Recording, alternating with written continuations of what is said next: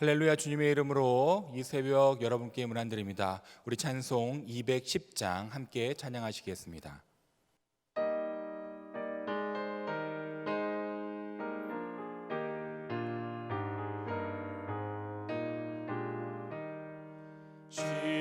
시온성과 같은 교회 그의 영광 한없다. 허락하신 말씀대로 주가 친히 세웠다. 반석 위에 세운 교회 흔들 자가 누구랴. 모든 원수 애워싸도 아무 근심 없도다.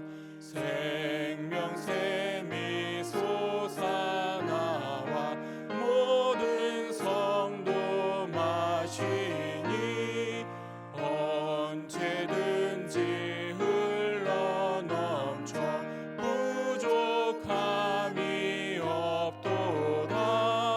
이런 물이 흘러가니 목마를 자 누구랴. 주의 은혜 풍족하여 넘치고도 넘친다.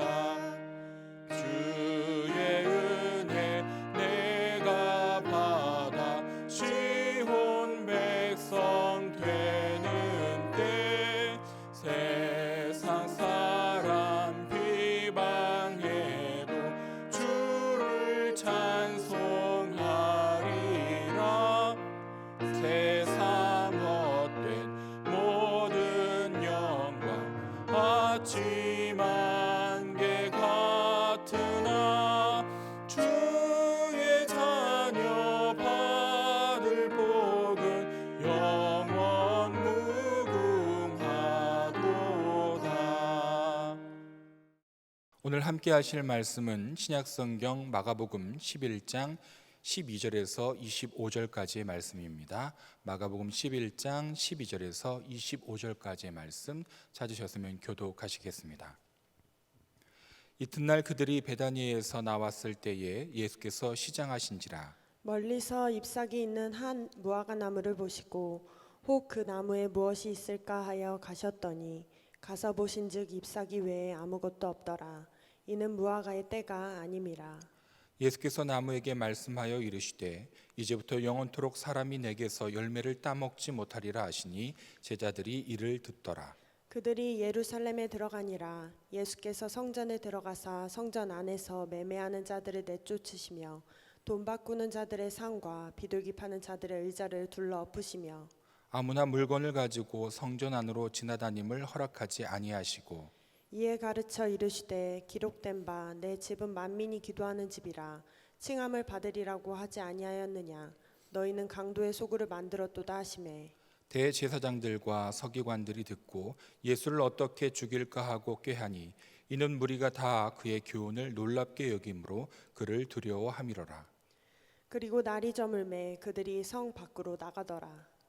그들이 아침에 지나갈 때에 무화과 나무가 뿌리째 마른 것을 보고 베드로가 생각이 나서 여짜오되 랍비여 보소서 저주하신 무화과 나무가 말랐나이다. 예수께서 그들에게 대답하여 이르시되 하나님을 믿으라. 내가 진실로 너희에게 이르노니 누구든지 이 산더러 들리어 바다에 던져지라 하며 그 말하는 것이 이루어질 줄 믿고 마음에 의심하지 아니하면 그대로 되리라. 그러므로 내가 너희에게 말하노니 무엇이든지 기도하고 구하는 것은 받은 줄로 믿으라. 그리하면 너희에게 그대로 되리라. 서서 기도할 때에 아무에게나 혐의가 있거든 용서하라.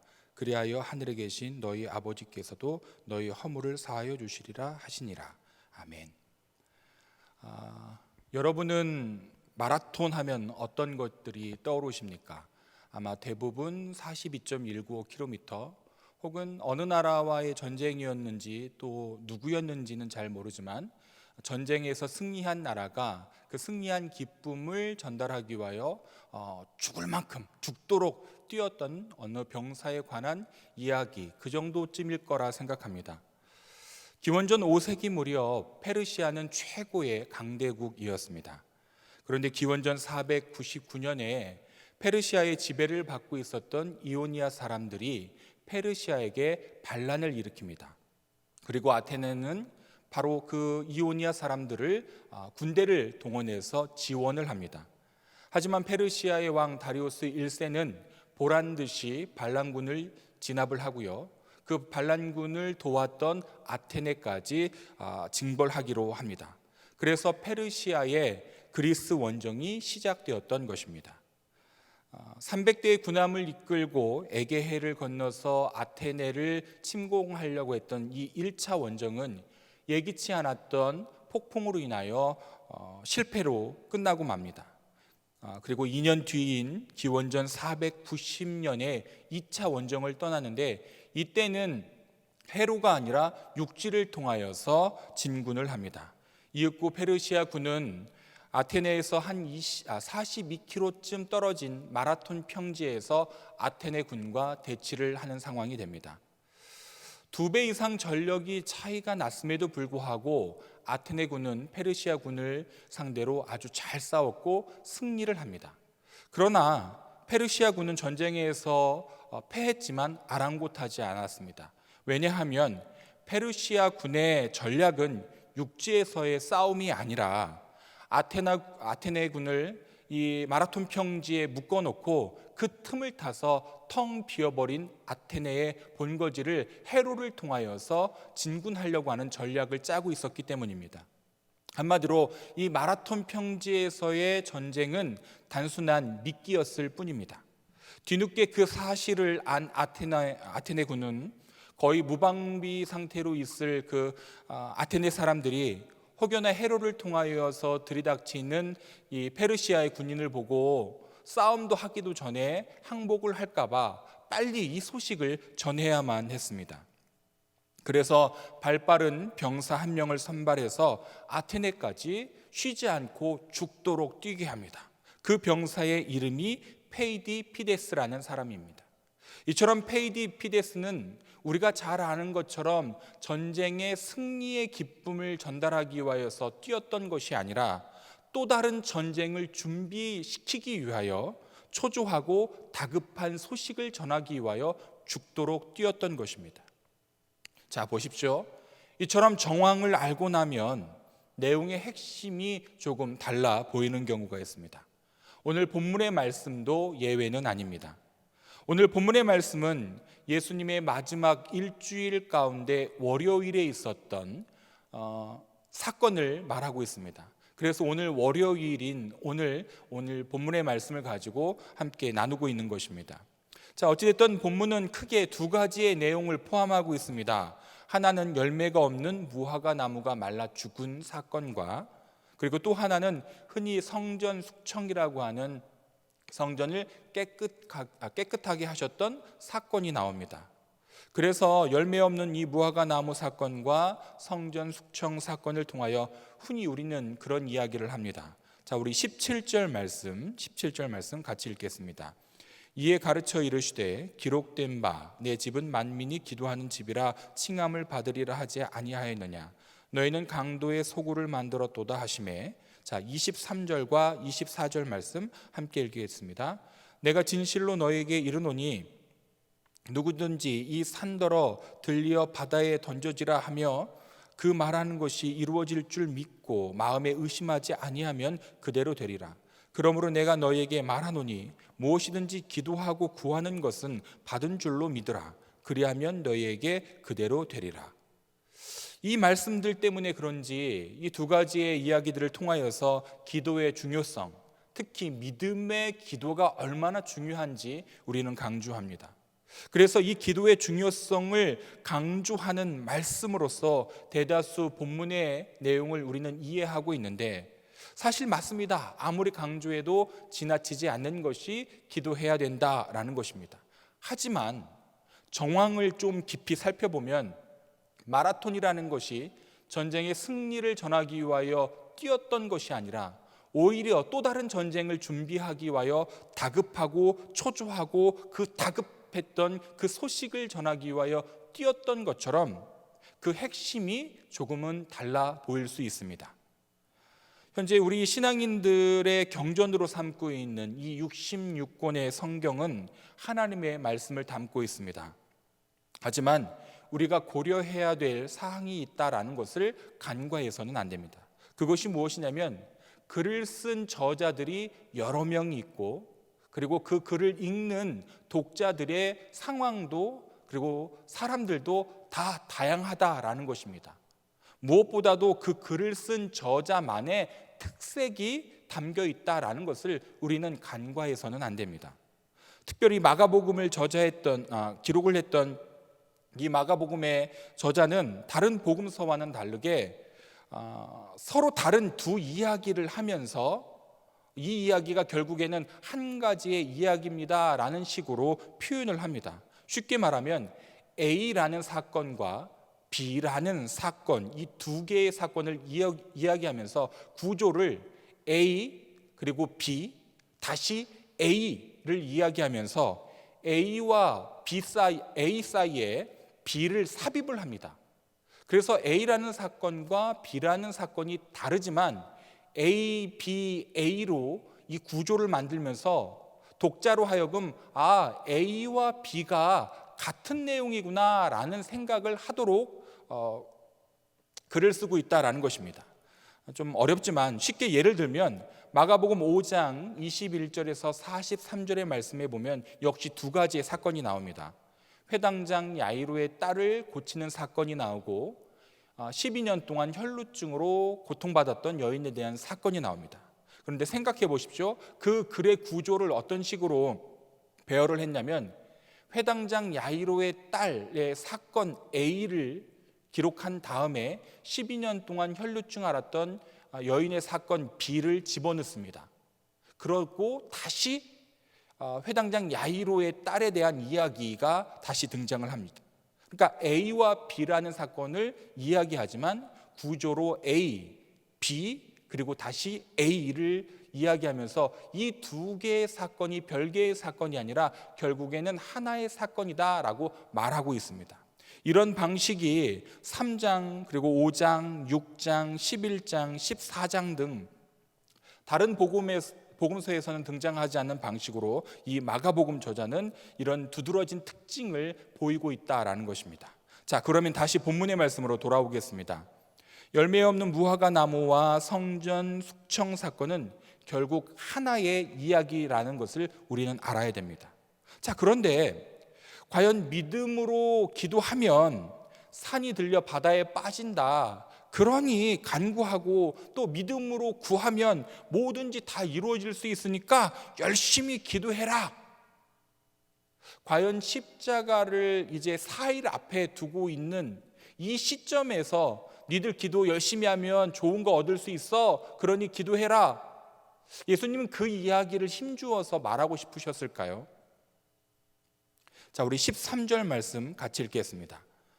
멀리서 잎사귀 있는 한 무화과 나무를 보시고 혹 그 나무에 무엇이 있을까 하여 가셨더니 가서 보신즉 잎사귀 외에 아무것도 없더라. 이는 무화과의 때가 아님이라. 자, 무화과의 때가 아님이라. 이때는 6월절의 기간으로서 유대인의 원력에 따르면 니산월, 그리고 우리가 사용하는 원력에 따르면 한 3월, 4월 정도 됩니다.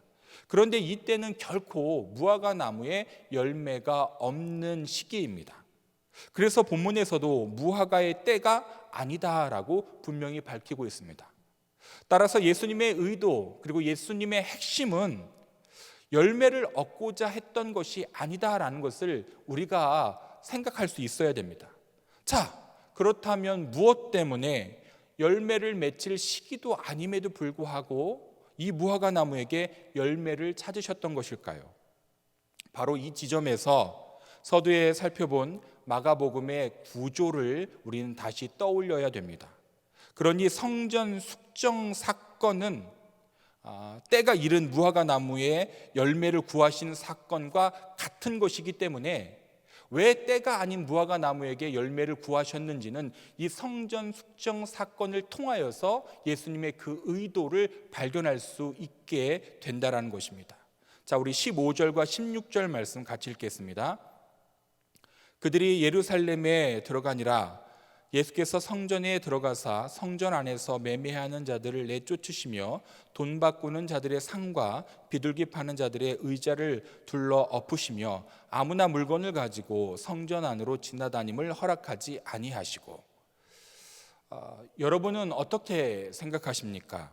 성전은 기도하는 곳이어야 되는데 장사꾼들이 너무 많아, 니들 다 나가, 그런 이야기를 지금 본문은 우리에게 전하고 있다라고 생각하십니까? 하지만 성전은 분명 기도하는 곳이지만 성전의 가장 큰 기능은 바로 예배, 곧 제사였습니다.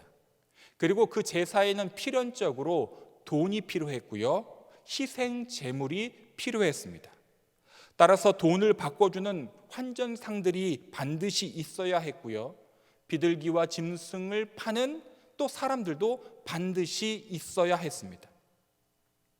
왜냐하면 당시 로마의 화폐에는 황제의 얼굴이 새겨져 있었기 때문에 이것을 우상으로 간주해서 그 돈은 성전 내 예물로 드릴 수가 없었습니다. 그래서 성전에서 통용되는 화폐로 바꿔야 되는 것이었죠. 아울러 먼 곳에서부터 짐승을 흠없이 끌고 온다라는 것이 불가능했기 때문에 역시 흠없는 짐승을 파는 사람들이 반드시 필요했습니다. 그러니 이 환전상들과 동물을 파는 사람들을 성전에서 내쫓은 사건은 단순히 성전은 기도하는 곳이어야 되는데 니들 다 나가! 라면서 쫓아낸 그 정도의 사건이 아니다라는 겁니다. 이 사건은 성전의 제사라는 기능을 마비시키는 사건이었습니다.